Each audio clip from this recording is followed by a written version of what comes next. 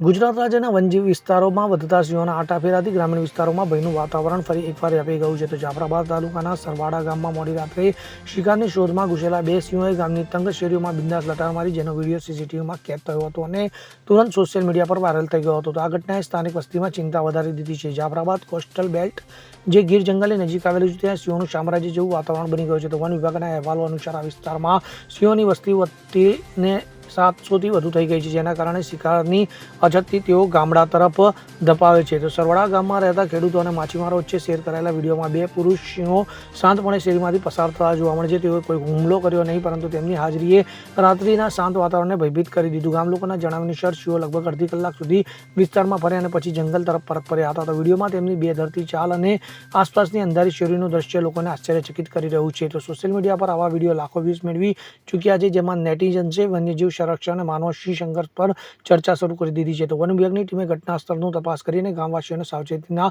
ઉપાયો જણાવ્યા હતા. તો તબીબીથી માત્ર 15 કિલોમીટર દૂર આ વિસ્તારમાં આવી જ ઘટનાઓ વધી રહી છે. તો વન્યજીવ નિષ્ણાતો કહે છે કે વસ્તી વધારાના કારણે સિંહોને વિસ્થાપનની જરૂર છે, જેથી માનવ જીવનને જોખમ ન રહે. આ ઘટના ગુજરાત રાજ્યના વન્યજીવ વિસ્તારોમાં વધતા માનવ વન્યજીવ સંઘર્ષનું પ્રતીક બની છે. Bureau report, CN24 news. હવે જુઓ દેશ દુનિયાની તમામ ખબરો તમારી આંગળીના ટેરવે. ઉઠાવો મોબાઈલ અને ગૂગલ પ્લે સ્ટોર પરથી ડાઉનલોડ કરો અમારી CN24 ન્યૂઝ મોબાઈલ એપ.